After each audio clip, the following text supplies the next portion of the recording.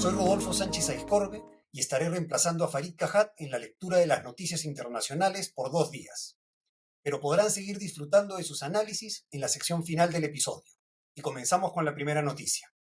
Histórico sínodo de la Iglesia Católica. En la reunión de obispos, que se celebra del 4 al 29 de octubre y que se verá seguido por una segunda sesión por estas mismas fechas el año que viene, participarán 464 miembros entre obispos y laicos. 364 miembros tendrán derecho a voto, incluidas 54 mujeres. Es la primera vez que mujeres y laicos podrán votar algunas propuestas específicas junto con los obispos. Los participantes se dividen entre delegados elegidos por las conferencias episcopales nacionales, miembros escogidos por el propio Papa y 10 sacerdotes y monjas elegidos por órdenes religiosas. Se trata de una cumbre a puerta cerrada y los participantes recibieron instrucciones de no hablar con la prensa. Preguntado al respecto, Francisco ha dicho que no quería filtraciones de, entre comillas, chismes políticos con noticias sobre cómo abordaban los participantes los temas complicados. El Papa ha defendido el secretismo como favorecedor de un diálogo real.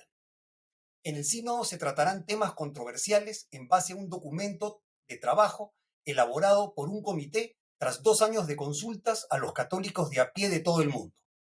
El documento pide medidas concretas para impulsar a mujeres en puestos con capacidad de decisión en la Iglesia, una mayor inclusión de los católicos LGBTQ+, y que los feligreses corrientes tengan más voz en la gobernanza de la Iglesia. El sector conservador de la Iglesia ha expresado sus críticas, advirtiendo que someter a debate cuestiones que ya han sido decididas por la Iglesia plantea el riesgo de un cisma. 5 cardenales conservadores de Europa, Asia, África y América hicieron público su desacuerdo con el Papa. En la segunda noticia del día, se alcanzó un acuerdo en materia migratoria en la Unión Europea. Los embajadores de los Estados miembros reunidos en Bruselas consiguieron avanzar en la reforma del Pacto de Migración y Asilo, después de 3 años de parálisis en las negociaciones.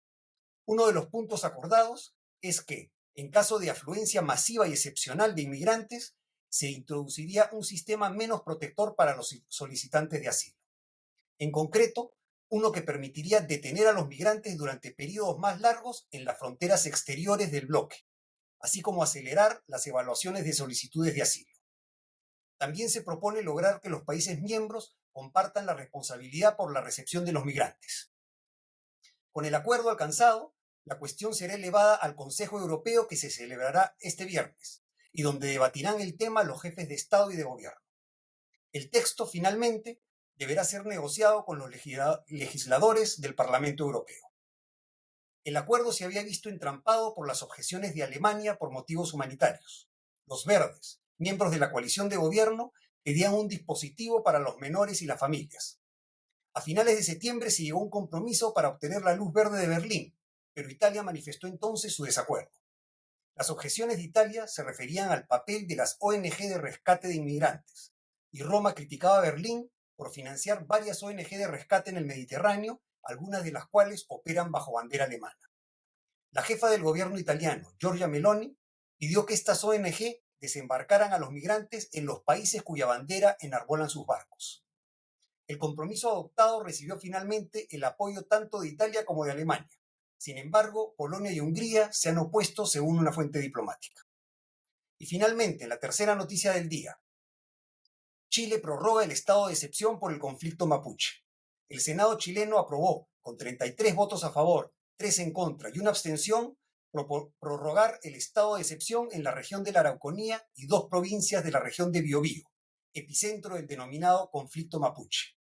Previamente, la Cámara de Diputados había aprobado la medida con 79 votos a favor, 33 en contra y 24 abstenciones. El estado de excepción está vigente desde mayo de 2022. El mismo permite el despliegue militar para apoyar a carabineros, una policía militarizada, en el control del orden público, incluyendo la vigilancia de las principales carreteras y caminos. En la macrorregión sur existe desde hace décadas una disputa territorial entre el Estado, algunas comunidades mapuche y empresas forestales que explotan tierras consideradas ancestrales por los indígenas. El pueblo mapuche, la etnia indígena más numerosa de Chile, reclama los territorios que habitaron durante siglos antes de que fueran ocupadas a la fuerza por el Estado chileno a fines del siglo XIX en un proceso conocido como la pacificación de la Araucanía. Son frecuentes los ataques incendiarios a maquinaria y predios, y el conflicto ha costado la vida a un gran número de comuneros mapuche a manos de agentes del Estado, registrándose además la muerte de policías. Con esto terminamos las noticias del día. Los dejo en la sección de análisis de Farid Cajat. Sobre el tema de análisis para hoy, me voy a referir a unas declaraciones de Andrés Manuel López Obrador, presidente de México, en las que dijo literalmente lo siguiente: no voy a asistir a lo de San Francisco. Se refiere a la cumbre de la PEC que se realizará en esa ciudad de los Estados Unidos este año. Y añadió, porque no tenemos relaciones con el Perú y es para ver lo del Asia-Pacífico y no queremos participar de eso. Eh, Como es habitual en él, claro, ese es el problema de las mañaneras de López Obrador. Habla de 2 a 3 horas sobre temas que son formulados como preguntas por la prensa y obviamente no hay mayor preparación. Nadie puede estar preparado para 2 o 3 horas de diálogo sin pauta todas las mañanas, por lo menos todos los días de semana, ¿no? Pero bueno, el tema es que esto fue lo que dijo López Obrador y en primer lugar es falso. Sí hay relaciones diplomáticas entre México y Perú. Es a nivel de encargado de negocios, no de embajador, pero son relaciones diplomáticas. Por eso es que están vigentes los acuerdos bilaterales, incluyendo el acuerdo que es de 4 partes, conocido como Alianza del Pacífico. En segundo lugar, que no tenga relaciones con el Perú, suponiendo que fuera cierto, cosa que no lo es, pero suponiendo que fuera cierto, tiene poco que ver con el foro de APEC. Y en el foro de APEC hay 25 economías, es la denominación que se usa. No se habla de 25 países o estados, 25 economías. ¿Por qué?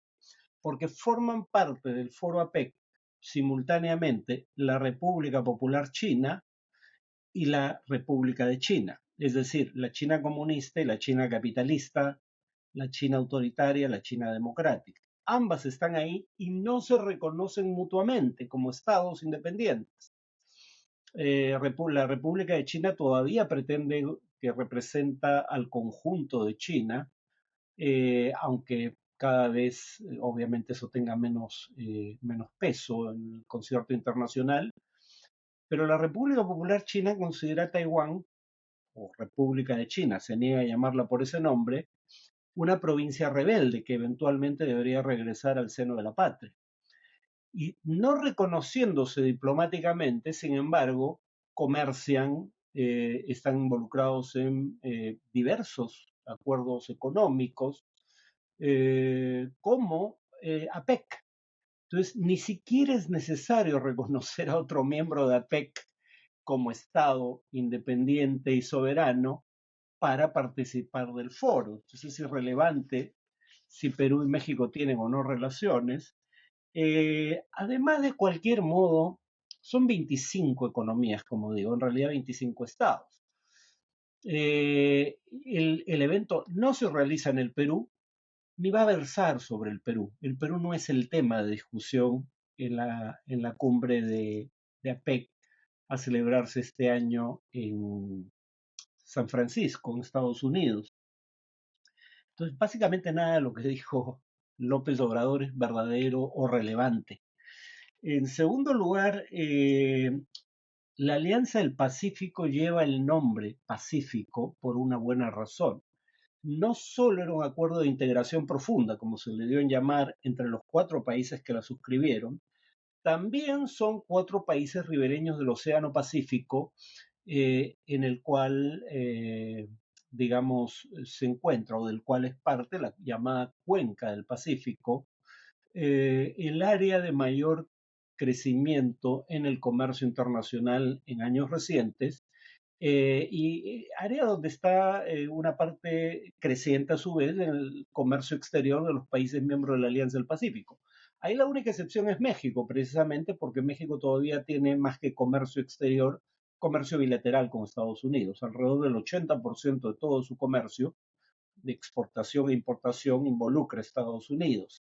Pero para los otros tres miembros de la Alianza del Pacífico, por ejemplo, China es ya el primer socio comercial. No estoy seguro, creo que también para Colombia incluso, pero ciertamente para Chile y Perú. Y la Alianza del Pacífico siempre tuvo la mira puesta en el Asia-Pacífico, es decir, en la margen occidental de la cuenca del Pacífico. No es casual que, por ejemplo, el único tratado de libre comercio, hasta donde recuerdo, suscrito como bloque por la Alianza del Pacífico, sea con Singapur, que de ese modo se convierte en el primer estado asociado de la alianza.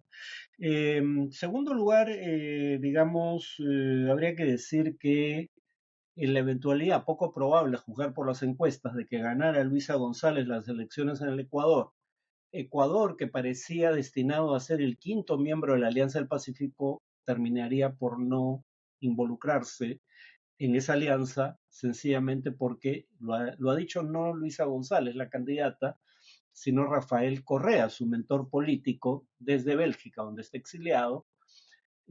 Para ser miembro de la Alianza del Pacífico es requisito firmar acuerdos de libre comercio con los cuatro países miembros a nivel bilateral. Ecuador, si no me equivoco, los tiene con tres, pero está negociando un acuerdo de libre comercio con México. Bueno, Rafael Correa ya indicó que si gana su partido, Revolución Ciudadana, a través de Luisa González, la candidata presidencial, no va a continuar las negociaciones para un acuerdo de libre comercio con México, lo cual implicaría que Ecuador no se sumaría a la Alianza del Pacífico. Pero claro, a juzgar por las últimas encuestas, lo más probable es que sea Noboa y no González quien gane la elección. Probablemente Noboa sea más proclive a mantener las negociaciones con México. Y bueno, el día domingo apareció en programa de Canal 2 un informe sobre el proceso de conceder la condición de asilo a Lilia Paredes y sus hijos, ¿no? Y la esposa y los hijos del expresidente Pedro Castillo. Acá habría que, bueno, ¿y por qué es relevante? Porque me entrevistaron para ese reportaje y para estar al tanto de lo que iba a versar el reportaje me mostraron los documentos que el gobierno mexicano produjo para justificar la concesión de asilo a Lidia Paredes, ¿no? Y sus hijos. Y claro, por un lado se menciona esto a través de una exigencia legal, no fue voluntario por parte del gobierno mexicano. Pero bueno, se menciona algo que es cierto. México tiene una larga tradición de conceder asilo político a personas que huyen de persecución. Por ejemplo, algunos judíos durante la Segunda Guerra Mundial, los republicanos españoles tras su derrota en la guerra civil contra el franquismo. De hecho, hubo una república española asentada en México durante la dictadura franquista que tuvo muy escaso reconocimiento internacional, pero era reconocida por México. Eh, eh, Políticos y académicos del Cono Sur, Argentina, Chile, Uruguay, que por ejemplo recalaron en centros de educación superior públicos de México, como el Colegio de México o el CIDE, Centro de Investigación y Docencia Económicas, donde tuve la suerte de trabajar 6 años y donde conocí a algunos de los que ya no eran, pero habían sido exiliados chilenos durante la dictadura de Pinochet. Por no mencionar el caso de Evo Morales, que también fue, digamos, receptor de asilo político por parte del gobierno mexicano. En el caso de Lidia Paredes y sus hijos, se alega riesgo para su integridad. Probablemente lo que se tenía en mente aquí era el caso boliviano, en donde, claro, Evo Morales es invitado a dejar la presidencia por el jefe del Comando Conjunto de las Fuerzas Armadas a través de un discurso televisivo, cosa que claramente es incompatible con un Estado democrático de derecho, y había una huelga policial durante la cual grupos de vándalos de la oposición asaltaron residencias de dirigentes del Movimiento al Socialismo, el partido de gobierno hasta ese momento, o incluso atacaron a congresistas del MAS. Eh, pero nada de eso ocurría en el Perú. Ahora, lo que sí ocurría, y hacen notar los documentos internos del gobierno mexicano, no eran documentos que tuvieran como propósito ser dados a conocer al público general. eh, sí se menciona el hecho de que había una oposición obstruccionista que había llevado a cabo 3 intentos de vacancia contra Pedro Castillo y que jamás reconoció su derrota en las elecciones generales de 2021. Entonces, podía, basado en esos antecedentes, arguirse que era materia interpretable si corría o no riesgo la integridad física de Lidia Paredes y sus hijos. Yo personalmente creo que no, pero consideran que en todo caso era posible, a partir de la escasa evidencia existente, presentar un argumento plausible en ese sentido. Ahora, las referencias al proceso político interno del Perú, sin embargo, son bastante ambiguas. Mientras Andrés Manuel López Obrador, el presidente mexicano, alegó que hubo un golpe de Estado, no de Pedro Castillo contra el orden democrático, sino de la oposición contra Pedro Castillo, ya era difícil, comprenderán, para el gobierno mexicano decir lo contrario. Y el tema es que no se habla de un golpe contra Castillo, pero sí se habla del hecho de que Castillo intentó cerrar el Congreso, no hay referencia a los otros poderes del Estado que también intentó cerrar o intervenir. Eh, y se dice que ese intento de disolver el Congreso por parte de Castillo fue interpretado por sectores de la sociedad como un golpe de Estado. Bueno, en realidad ahí no hay margen para la interpretación. Fue un golpe de Estado, no es una imputación gratuita. Basta con oír el discurso de Castillo el 7 de diciembre. Pero en todo caso, no solo no se habla de un golpe de Estado contra Castillo, sino que se concede que cabía dentro de lo posible discutir si lo que ocurrió fue un golpe de Estado de Castillo. Digo, para los peruanos no debiera haber duda al respecto, pero lo que hay que tener en cuenta es que aquí estamos hablando de documentos internos del gobierno mexicano que había hablado de un golpe de Estado contra Castillo. Finalmente, la razón por la que probablemente la Cancillería mexicana eh, tuvo un perfil relativamente bajo en la materia es, claro, ya el presidente había dado opinión diciendo que hubo un golpe de Estado, no de Castillo, sino contra Castillo. Uno, no lo podía contradecir públicamente, y dos, no podía contradecir al presidente un canciller, Marcelo Ebrard, que era un dirigente connotado del partido oficial, Morena, Movimiento de Regeneración Nacional, y no solo eso, Marcelo Ebrard, como luego pudimos constatar, pretendía ser precandidato en las elecciones internas de Morena para elegir al candidato presidencial de ese partido de cara a las elecciones generales del próximo año. Entonces, Marcelo Ebrard tenía incentivos personales en lo político para no contradecir al presidente, más allá de si lo que dijo el presidente era o no verdadero. Eh, pero repito, los documentos internos del gobierno mexicano son bastante más cautos en la materia de lo que fue en público Andrés Manuel López Obrador. Eh, eh, yo diría que precisamente porque ahora no tiene un embajador, un ministro de Relaciones Exteriores que provenga del ámbito político, es que la relación con México ha podido mejorar, pero cada cierto tiempo estamos sometidos a los nuevos exabruptos que puedan ocurrírsele a Andrés Manuel López Obrador. Bueno, eso es todo por hoy. Nos vemos en el siguiente podcast.